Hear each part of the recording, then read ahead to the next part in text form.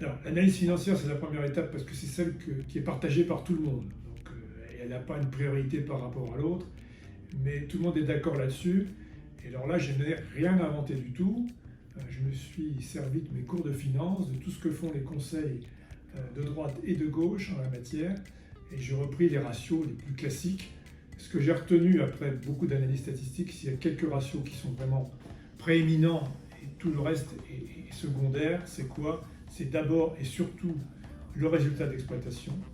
C'est l'actif net de la société, c'est tout l'actif moins ses dettes. Et c'est la trésorerie. Voilà les trois grands types de grandeur. Pourquoi? Alors on peut traduire ça de façon un petit peu plus symbolique pour le retenir. Le résultat d'exploitation, c'est ce qui conduit, c'est ce qui intéresse l'entrepreneur et c'est le futur de l'entreprise, parce qu'on ne peut pas diriger une entreprise sans résultat d'exploitation.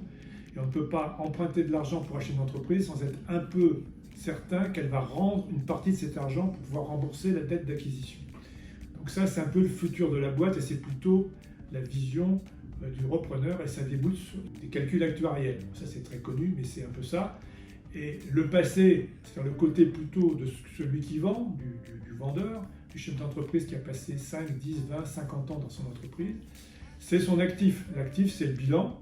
Donc l'actif, il traduit quoi comptablement? C'est toutes les valeurs accumulées par l'entreprise, les valeurs matérielles et immatérielles. Mais évidemment, il faut retirer les dettes de ça. Donc on appelle ça l'actif net de dette.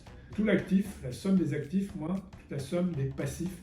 Et ça revient à ce qui est en haut du passif, c'est-à-dire les fonds propres de l'entreprise. Donc ça, c'est la première dimension qui débouche sur tous les modèles financiers et qui est incontestable.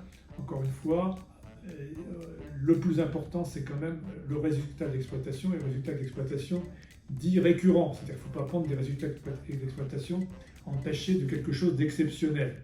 Donc on essaye de voir, quand on étudie une entreprise, qu'est-ce qu'elle crache quoi, de façon un petit peu intemporelle, et ce qui va permettre d'être un peu le curseur principal de sa valeur financière.